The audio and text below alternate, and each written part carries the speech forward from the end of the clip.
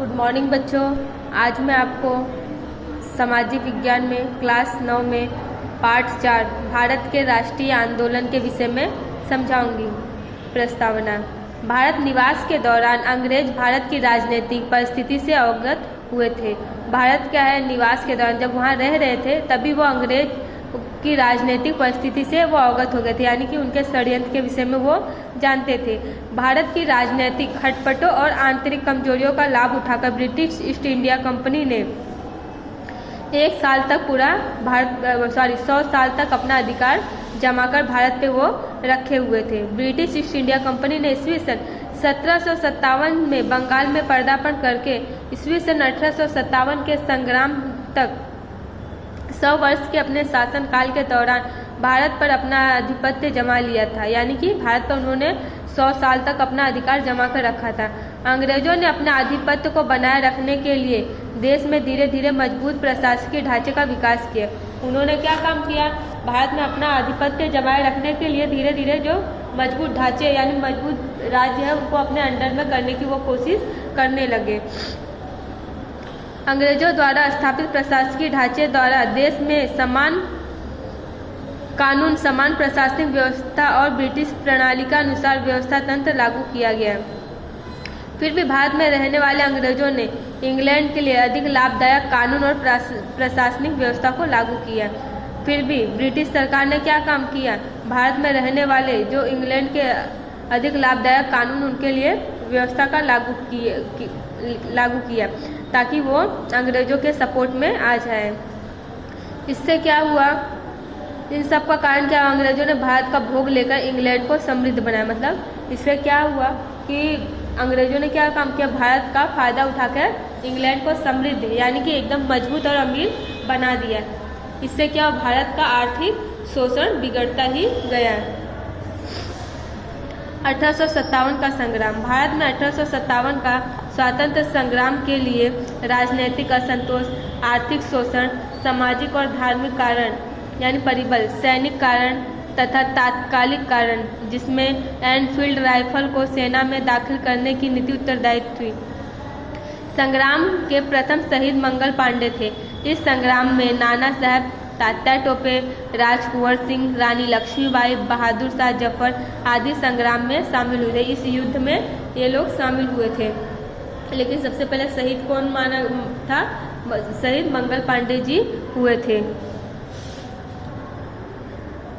1857 के संग्राम में के अनेक परिणाम और प्रभाव खड़े हुए, जिनमें भारत में कंपनी का शासन अंत और ब्रिटिश राज के शासन की शुरुआत हुई थी।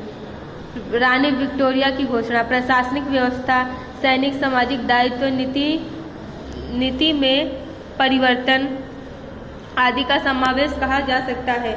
1857 का संग्राम निष्फल जाने के लिए उसका निर्धारित समय से पहले शुरू होना आदि का समावेश कहा जाता है।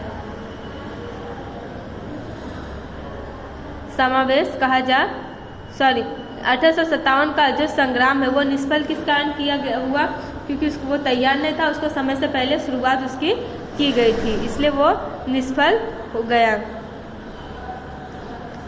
केंद्रीय नेतृत्व का अभाव, अपर्याप्त और पुराने शस्त्र, संग्रामकारियों में राष्ट्रीय भावना की अपेक्षा निजी स्वार्थ की प्रधानता, योग्य केंद्रीय नेतृत्व का अभाव, अपर्याप्त और पुराने शस्त्र, योग्य और संगठित नेतृत्व का अभाव जैसे अनेक कारण उत्तरदायित्व थे, जिनका विस्तृत अध्ययन आप पिछली कक्षा में यानी कि अपने 8वीं क्लास में कर चुके हो। बहिष्कार और स्वदेशी आंदोलन। भारत के राष्ट्रीय आंदोलनों में एक महत्वपूर्ण घटना थी बंग भंग आंदोलन, जो कि 1905 में हुआ था। उनके साथ साथ बहिष्कार और स्वदेशी आंदोलन भी हुए थे। अंग्रेजों की कूटनीति के परिणाम स्वरूप फूट डालो और राज करो की नीति के कारण बहिष्कार और स्वदेशी आंदोलन को गति मिलती गई। अंग्रेजों ने क्या काम किया था, उन्होंने नीति अपनाई थी कि फूट करो और फूट डालो, यानी लोगों को एक दूसरे के खिलाफ भड़काकर अपना शासन जमाओ। ब्रिटिश शासन के समय बंगाल सबसे बड़ा प्रांत था। ब्रिटिश शासन के समय बंगाल क्या है, सबसे मजबूत और बड़ा प्रांत माना जाता था, जिसमें आज का बंगाल, बिहार और ओडिशा का समावेश होता है। जिसमें आज बंगाल, बिहार और ओडिशा का समावेश होता है बच्चों। भारत के अन्य प्रदेशों की अपेक्षा बंगाल राष्ट्रीय चेतना का केंद्र बिंदु था। भारत के अन्य प्रदेशों की अपेक्षा बंगाल क्या है, राष्ट्रीय चेतना का केंद्र बिंदु बन गया था। राष्ट्रीय आंदोलन की वेग और विचार बंगाल से मिलता था। राष्ट्रीय चेतना का वेग और विचार भारतीय आंदोलन से मिलता था। साथ ही 1857 के स्वतंत्रता संग्राम में हिंदू और मुस्लिम एक साथ अंग्रेजों के विरुद्ध लड़े। साथ ही स्वतंत्रता संग्राम में हिंदू और मुस्लिम एक साथ मिलकर अंग्रेजों के खिलाफ वो लोग लड़े थे। इसके लिए फूट डालो और राज करो नीति, अंग्रेजों की कूटनीति द्वारा कौमवाद को प्रोत्साहित करने के लिए बंगाल विभाजन किया गया था। इसलिए अंग्रेजों की कूटनीति द्वारा कौमवाद को प्रोत्साहित करने के लिए बंगाल का विभाजन कर दिया गया था।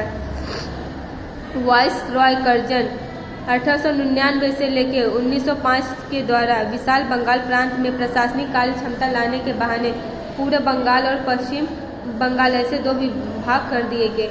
मतलब जब हिंदू मुस्लिम एक साथ मिलकर अंग्रेजों के खिलाफ लड़े तो वाइस रॉय कर्जन ने क्या काम किया, बंगाल का दो विभाजन कर दिया ताकि ये लोग एक दूसरे का साथ ना दे सके। बंगाल के विभाजन का उग्र विरोध शुरू हो गया। जैसे ही बंगाल का विभाजन हुआ वैसे ही जनता भड़क उठी। 16 अक्टूबर 1905 को बंगाल प्रांत का विभाजन लागू किया गया। 16 अक्टूबर 1905 को बंगाल का प्रांत विभाजन लागू कर दिया गया, यानी बंगाल को अलग कर दिया गया। उस दिन पूरे बंगाल प्रांत में राष्ट्रीय शोक दिवस के रूप में मनाया गया। जिस दिन बंगाल का विभाजन हुआ उस दिन लोगों ने शोक दिवस के रूप में मनाया। उस दिन सभी विदेशी माल का बहिष्कार का आंदोलन और स्वदेशी माल का उपयोग को प्रोत्साहन देने का ऐलान किया गया। अंग्रेजों ने क्या काम किया बच्चों, बंगाल का विभाजन कर दिया, लेकिन भारतीय आपस में उन्होंने ठान ली कि हम जो विदेशी माल है उसका उपयोग नहीं करेंगे, उसका बहिष्कार करेंगे और जो हमारा स्वदेशी माल है हम उसको प्रोत्साहित करेंगे। केवल बंगाली ही नहीं बल्कि भारत के अन्य लोग भी मानने लगे कि हिंद में राष्ट्रवाद का ज्वार जिस जोर शोर से शुरू हुआ उसे रोकने के लिए यह विभाजन किया गया है। उस दिन समग्र बंगाल में हिंदू और मुस्लिमों ने एक दूसरे को राखी बांधकर संगठन शक्ति का दर्शन कराया। जिस दिन बंगाल का विभाजन हुआ तो भारत के लोग समझ गए कि ये लोग हमारी शक्ति छीन करने के लिए ये सब कर रहे हैं। इसलिए उन्होंने क्या काम किया, एक दूसरे के साथ मिलकर ये ऐलान किया कि हम स्वदेशी माल का बहिष्कार करेंगे, विदेशी माल का बहिष्कार करेंगे और स्वदेशी माल को हम अपनाएंगे, उसको प्रोत्साहित करेंगे। और उन्होंने एक दूसरे को गले मिले, एक दूसरे को राखी बांधे और उस संग्राम को तेजी से आगे बढ़ाया। इस आंदोलन के 3 महत्वपूर्ण लक्षण थे। पहला स्वदेशी अपनाना, दूसरा विदेशी माल का बहिष्कार करना, तीसरा राष्ट्रीय शिक्षा अपनाना। इस आंदोलन के 3 महत्वपूर्ण लक्षण थे। एक स्वदेशी अपनाना यानी अपने देश के माल का ही उपयोग करना, और दूसरा विदेशी माल का बहिष्कार करना यानी बाहर से जितने माल का निर्यात आयात हो रहा है उस सबको बंद कराना, और तीसरा राष्ट्रीय शिक्षा को अपनी भाषा बनाना। स्वदेशी आंदोलन से भारत को खूब लाभ हुआ। स्वदेशी आंदोलन के द्वारा क्या है बच्चों, भारत को बहुत सारे लाभ हुए, जबकि विदेशी माल का बहिष्कार के परिणाम स्वरूप इंग्लैंड के व्यापार को बड़ा झटका लगा। विदेशी माल का बहिष्कार होने से क्या इंग्लैंड के माल क्या है सब ऐसे स्टॉक में पड़े रहते थे, इसलिए उनको बहुत ज़्यादा झटका लगा इस बात से। मैनचेस्टर से आने वाले कपड़े बंद हो गए, जो बाहर देश से कपड़े आते थे वो भी बंद हो गए। इंग्लैंड से आयात किए जाने वाले सिगरेट, तंबाकू, चीनी आदि का आयात भी घट गया। इंग्लैंड से आने वाले जो मादक यानी कि नशीले चीज़ें थे वो सब भी बंद कर दिए गए, और भारत से बने कपड़े की बिक्री बढ़ गई, और भारत में जो कपड़े बनाए जाते थे उसकी बिक्री ज़्यादा होने लगी। स्वदेशी माल के कारखाने शुरू हुए, और बंगाल के अतिरिक्त हिंद के अन्य प्रदेश पंजाब, उत्तर प्रदेश, मध्य प्रदेश, मुंबई तथा मद्रास यानी चेन्नई आदि प्रांतों में भी संघर्ष का प्रभाव पड़ा। गुजरात में भी स्वदेश की लड़ाई की गूंज सुनाई दी, इसलिए ब्रिटिश पार्लियामेंट में जबरदस्त गूंज सुनाई पड़ी, और पार्लियामेंट को पुनः विचार करके मात्र 6 वर्ष बाद ईस्वी सन 1911 में बंगाल का विभाजन रद्द करना पड़ा।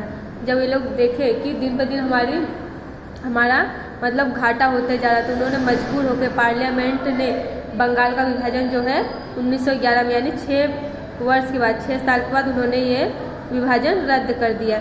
हिंदवासियों के संगठन शक्ति की यह एक स्मरणीय विजय थी। हिंदवासियों का मतलब इस संगठन मतलब एक साथ समूह की ये शक्ति थी। उन्होंने एक साथ मिलकर इस विभाजन को रद्द करवा दिया। अंग्रेज शासन के विरुद्ध जागृत हुई नई चेतना का यह उल्लेखनीय विजय थी। अंग्रेज शासन के विरुद्ध उनको जागृत करने के लिए एक उल्लेखनीय भारतवासियों की विजय थी। बच्चों, हम अगले वीडियो में आपको मुस्लिम लीग के विषय में समझाएंगे। धन्यवाद।